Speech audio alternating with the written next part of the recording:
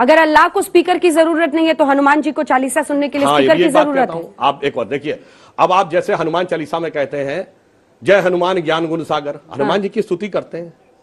اب ہمارے من کی بات ہے, اذان میں کیا کہتے ہیں؟ اذان میں کیا کہتے ہیں؟ اشہدو الہ الا اللہ, اللہ کے علاوہ کوئی عبادت کے لائق نہیں ہے. اشہدو محمد الرسول اللہ کا ارتھ یہ ہوا کہ رسول کے علاوہ, محمد صاحب کے علاوہ کوئی پیغمبر نہیں ہے. تو جینوں کے 24 تیرتھنکروں کا اپمان, سکھوں کے 10 گروؤں کا اپمان, ہندوؤں کے 10 اوتاروں کا اپمان. آپ کے من میں ہے, گھر میں آپ کو پرابلم اذان سے ہے, لاؤڈ اسپیکر سے نہیں ہے. مطلب اذان سے پرابلم, میں بتا رہا ہوں لاؤڈ اسپیکر سے صحیح بات بولیے نا. پھر بتا رہا ہوں, سنیے تو. گھوم پھر کے کیوں پہنچ رہے ہیں؟ آپ کے من میں ہے کہ میرے پتا جی سب سے لائق ہے, میں اپنے گھر میں کہوں گا. اب آپ یہ کہیں کہ میں دنیا بھر کو سناؤں گا, مطلب باقی کے نالائق ہیں, تو اس بات سے پرابلم ہے. صلاح شروع ہونے کے پہلے لوگ کو بلایا جاتا ہے صلاح کی طرف. ہم دیکھتے ہیں کہ یہودی مذہب میں وہ استعمال کرتے ٹرمپٹ لوگوں کو بلانے کے لیے. لکھا گیا اولڈ ٹیسٹیمنٹ میں in the book of Numbers chapter number 10 verse number 1 سے 3 میں خدا کہتے ہیں موسیٰ علیہ السلام سے, آپ 3 چاندی کے ٹرمپٹ بناؤ. ٹرمپٹ کو کہا جاتا ہے نا, ٹرمپٹ. بونگا تو نہیں کہیں گے, لیکن ٹرمپٹ انگریزی میں کہتے. ٹرمپٹ کا استعمال کرو لوگوں کو نماز کی طرف بلانے کے لیے. عیسائیت میں استعمال کرتے گھنٹی کی, گھنٹی بجاتے, چرچ بیل, لوگ کو بلانے کے لیے. کئی قبیلے میں ڈھول کا استعمال ہوتا ہے لوگ کو بلانے کے لیے.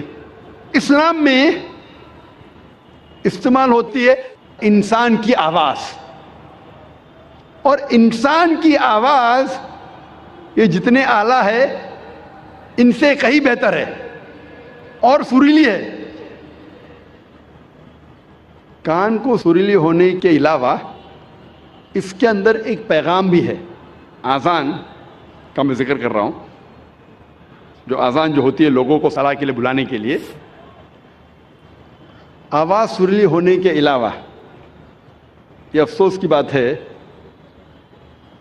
کہ بمبئی شہر میں جو مسجدوں میں اذان ہوتی ہے, افسوس کی بات ہے اکثر یہ اذان سریلی نہیں ہوتی, کان کو تکلیف زیادہ دیتی ہے, رہنمائی کے بدلے تکلیف زیادہ دیتی ہے. آپ اگر حرمین کی اذان سنیں گے, مکہ کی یا مدینہ کی, ماشاءاللہ آپ کا دل خوش ہو جاتا ہے. وہ اذان آپ کو رب کی یاد دلاتی ہے. بمبئی شہر میں جو اذان ہم سنتے ہیں تکلیف زیادہ دیتی ہے. سب اذان نہیں, اکثر. ہمیں کوشش کرنا چاہیے کہ ہمارے مؤذن کو اکٹھا کر کے ان کو تربیت دینا چاہیے, پریکٹس دینا چاہیے کس طریقے سے اذان دینی چاہیے. کیونکہ اذان کے وجہ سے جب میں انٹرویو کرتا ہوں کئی نو مسلم کو, میں کئی نو مسلم کو جانتا ہوں جو صرف اذان کی وجہ سے اسلام قبول کیے. میں پوچھتا ہوں اکثر نو مسلم سے, آپ کو اسلام میں سب سے زیادہ پسندیدہ چیز کیا لگی؟ اکثر لوگ کہتے ہیں توحید اور کئی چیزیں. کچھ لوگوں نے مجھ سے کہا وہ اذان اتنی اچھی ہے کہ جب بھی اذان سنتا ہوں میں دل میرا باغ ہو جاتا ہے, دل خوش ہو جاتا ہے. تو ہمیں کوشش کرنا چاہیے کہ ہمارے مؤذن جو ہے اس شہر میں ان کی تربیت کرے کہ کس طریقے سے صحیح اذان دینا چاہیے. اور جیسے میں کہہ رہا تھا کہ اذان سریلی ہونے کے علاوہ ایک پیغام دیتی ہے ہمیں. افسوس کی بات ہے کہ اکثر مسلمان اذان کی معنی جانتے ہی نہیں. تو مسلمان نہیں جانتے تو غیر مسلم کیسا جانے. اور میں ایک واقعہ آپ سے کہنا چاہتا ہوں, اور یہ حقیقت واقعہ ہے.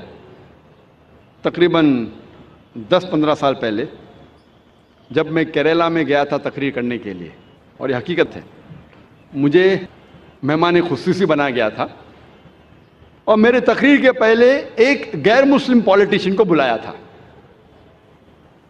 اور اپنے تقریر میں ہر پولیٹیشین جو غیر مسلم میں کوشش کرتا ہے کہ اگر مسلم گیدرنگ دیکھتا ہے تو وہ تعریف کرے گا اسلام کی. تو یہ غیر مسلم پولیٹیشین تعریف کرتے کرتے کہنے لگا کہ ہمارے اس دیش میں جو مسلمان مغل بادشاہ اکبر اتنے مہان کام کیے, اسی لیے مسلمان روز 5 بار اللہ اکبر کر کے اکبر بادشاہ کی تعریف کرتے.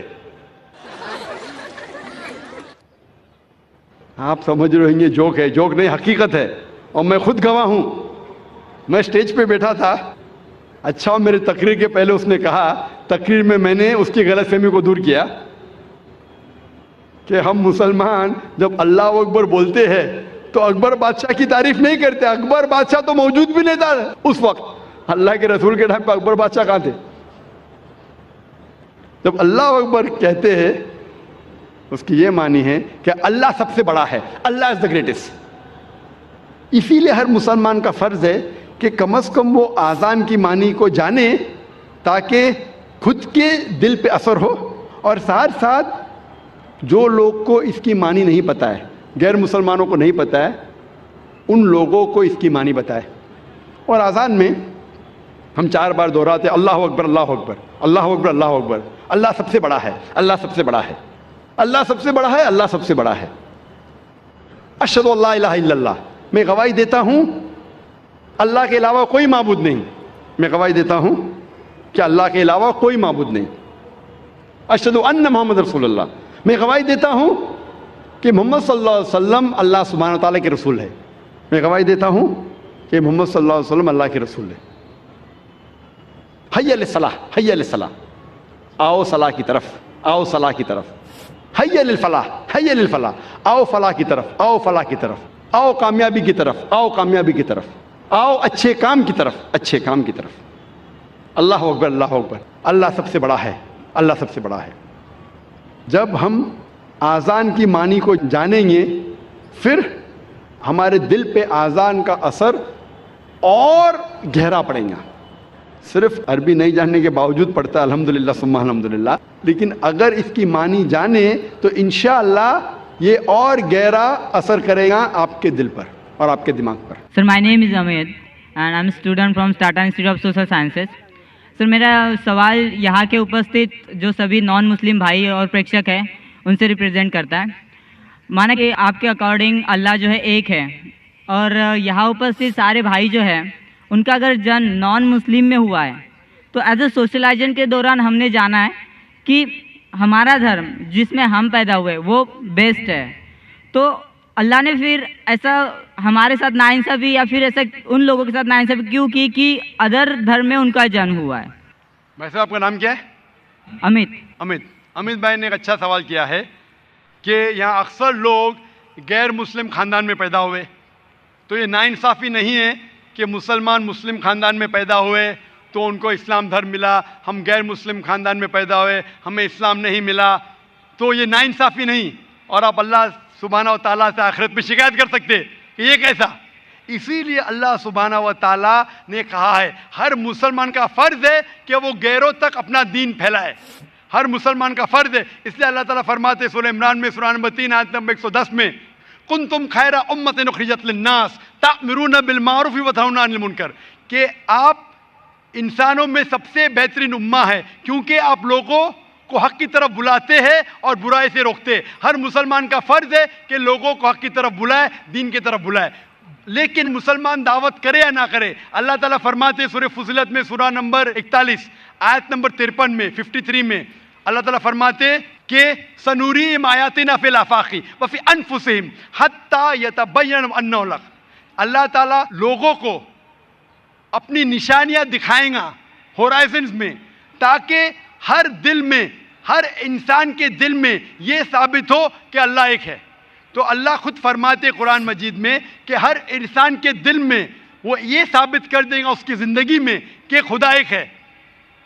لیکن ثابت کرنے کے بعد وہ انسان سوچنے لگے گا اگر میں اسلام قبول کروں گا تو معاشرہ کیا کہیں گی، ارے میرے والدین کی جائیداد سے میں بے دخل ہو جاؤں گا، ارے مجھے دھندے میں مشکل ہوں گی، میرے دھندے میں نقصان ہوگا. تو آخرت کے دن پہ اللہ تعالیٰ سے آپ یہ نہیں کہہ سکیں گے کہ آپ نے ناانصافی کی. اللہ تعالیٰ خود ہر انسان کے دل میں یہ ڈالیں گا کہ خدا ایک ہے. اور آپ کے لیے تو یہ بھی بہانہ نہیں ہے، آپ اس مجمع میں آ چکے ہیں، میری زبان سے سن چکے ہیں کہ اللہ ایک ہے، اللہ کے علاوہ کوئی معبود نہیں ہے. آپ کو آخرت کے دن پہ ذرا بھی शिकायत नहीं होना चाहिए अल्लाह से। अल्लाह ताला आपसे पूछेगा कि आप जब जाकिर भाई के लेक्चर के लिए गए, जाकिर ने साफ साबित कर दिया कि खुदा एक है, ना ही कुरान से, वेद से साबित किया है, उपनिषद से साबित किया है, बाइबल से साबित किया है, फिर आपने क्यों नहीं एक अल्लाह में माने? तो आप क्या जवाब देंगे? बाकी गैर मुस्लिम को तो बाद में देख लेंगे, मैं आपके बारे में पूछता हूं कि आप खुदा को क्या जवाब देंगे आखिरत में? Actually sir, I am not believing on God. मैं खुदा को नहीं मानता हूँ, क्योंकि इसका रीज़न भी इस तरह से होता है। आए दौरान पूरे विश्व में हम ऐसे हादसे देखते हैं, अगर भगवान है तो बम अटैक या फिर बाढ़, ये सारे जैसे हादसे होते हैं, वहाँ बेगुनाह लोग, छोटे छोटे बच्चे तक की जान चली जाती है। अगर अल्लाह वाकई है तो फिर जो बेगुनाह होते वो लोग क्यों मरते? जो छोटे बच्चे होते उनका मृत्यु क्यों हो जाता है? भाई साहब का सवाल है कि वो खुदा में नहीं मानते, क्योंकि अगर खुदा है तो बेगुनाह की मौत क्यों होती, बच्चे लोग क्यों मारे जाते? आप ऐसा पूछ रहे हैं कि टीचर रहते तो बच्चे फेल क्यों होते? अरे जो बच्चे नहीं पढ़ते वो फेल होते। डॉक्टर है तो लोग क्यों मरते? क्योंकि अल्लाह सुब्हाना व तआला कहते कुरान मजीद में कि हमने तुम्हारे औलाद, तुम्हारी बीवियां, तुम्हारी दौलत को एक फितना जैसे पैदा किया है। फितना है मतलब आपके लिए इम्तिहान है। एक इम्तिहान है कि अगर आपके बच्चे मरेंगे फिर भी आपको उस ईश्वर पे भरोसा है कहने। कोई भी बच्चा जब मरता है बॉम्ब ब्लास्ट से, वो जहन्नम में थोड़ी जाता है, बच्चा मरा तो जन्नत में जाता है। अल्लाह ताला आपका इम्तिहान ले रहे, उसके वालिदैन का इम्तिहान लेते, क्या बच्चे मरने के बाद फिर भी आपको ईश्वर पे भरोसा है कहने। और ये जानने के लिए ईश्वर के बारे में आप मेरी तकरीर सुनिए, क्या कुरान खुदा का कलाम है? आप वो मेरी डीवीडी देखिए, क्या कुरान खुदा का कलाम है? इंशाअल्लाह अगर आप खुले जहन से ये तकरीर सुनेंगे, इंशाअल्लाह आपको यकीन होगा कि खुदा एक है और आखिरी कलाम कुरान मजीद है। डॉक्टर जाकिर नाइक साहब, मेरा नाम रविकांत है, मैं अकाउंटेंट का काम करता हूँ, मैं हैदराबाद से आया हूँ। मैं सुना है कि आप हिंदुज़म के किताबों के गीता और राम के बारे में जानते हैं, और कुरान और मोहम्मद बारे में जानते हैं, और बाइबल और जीसस के बारे में भी जानते हैं, मगर आप सिर्फ कुरान और मोहम्मद को फॉलो करते हैं। क्या आपका पेरेंट्स और मुसलमान है इस वजह से फॉलो करता है, और तीनों किताबों में कुरान सही है इस वजह से फॉलो करता है? भाई साहब ने एक अच्छा सवाल पूछा है और कहा है कि अल्हम्दुलिल्लाह मैं इल्म रखता हूँ कुरान और हदीस के अलावा, बाइबल के बारे में, वेद के बारे में, गीता के बारे में, इस्लाम मज़हब के अलावा ईसाईयत मज़हब के बारे में, हिंदू मज़हब के बारे में। आप लेकिन सिर्फ फॉलो करते कुरान और मोहम्मद सल्लल्लाहु अलैहि वसल्लम को। इसकी वजह क्या है? क्यों आपके वालिदैन मुस्लिम है इसीलिए? सबसे पहली बात, मैं सिर्फ अल्लाह और मोहम्मद सल्लल्लाहु अलैहि वसल्लम ने फॉलो करता हूँ। मैं ईमान लाता हूँ अल्लाह के सारे पैगंबरों पे, सिर्फ मोहम्मद सल्लल्लाहु अलैहि वसल्लम पे नहीं, सारे पैगंबरों पे, आदम अलैहिस्सलाम से लेके इब्राहिम अलैहिस्सलाम, मूसा अलैहिस्सलाम, ईसा अलैहिस्सलाम, सारे पैगंबरों पे और मोहम्मद सल्लल्लाहु अलैहि वसल्लम पे, मैं सारे पैगंबरों पे ईमान लाता हूँ। आपका सवाल था कि क्योंकि आपके वालिदैन मुसलमान हैं इसलिए आप मुस्लिम हैं। ये जवाब जब मैं 19 साल का था तब तक ये सही था। 19-20 साल तक के मैं मुसलमान था क्योंकि मेरे वालिदैन मुस्लिम थे, लेकिन 19 और 20 साल के बाद मैं तहकीक करने लगा।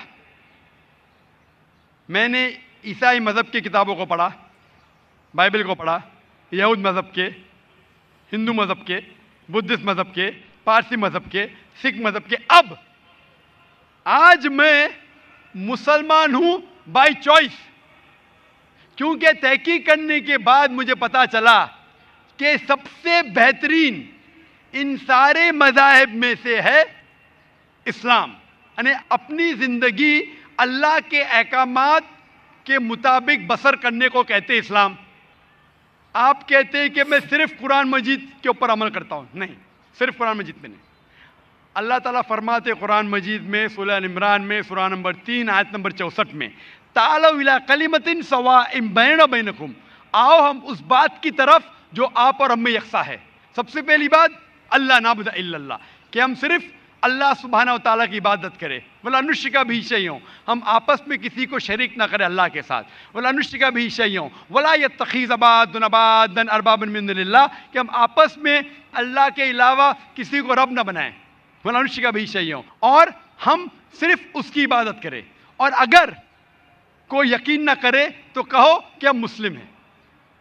تو اللہ تعالیٰ فرماتے ہیں کہ جب آپ دیگر مذاہب کا مطالعہ کرتے ہیں، تعالوا الی کلمۃ سواء بین بینکم، آؤ اس بات کی طرف جو آپ اور ہم میں یکساں ہے۔ میں کئی چیزیں گیتا کی بھی فالو کرتا ہوں، کئی چیزیں وید کی بھی فالو کرتا ہوں، کئی چیزیں بائبل کی بھی فالو کرتا ہوں۔ مثال کے طور پہ جب آپ پڑھیں گے اپنشد، لکھا ہوا ہے چھندوں کے Upanishad chapter number 6 section number 2 شلوک نمبر 1 میں ایکم ایودتیم، خدا ایک ہے، دوسرا نہیں ہے۔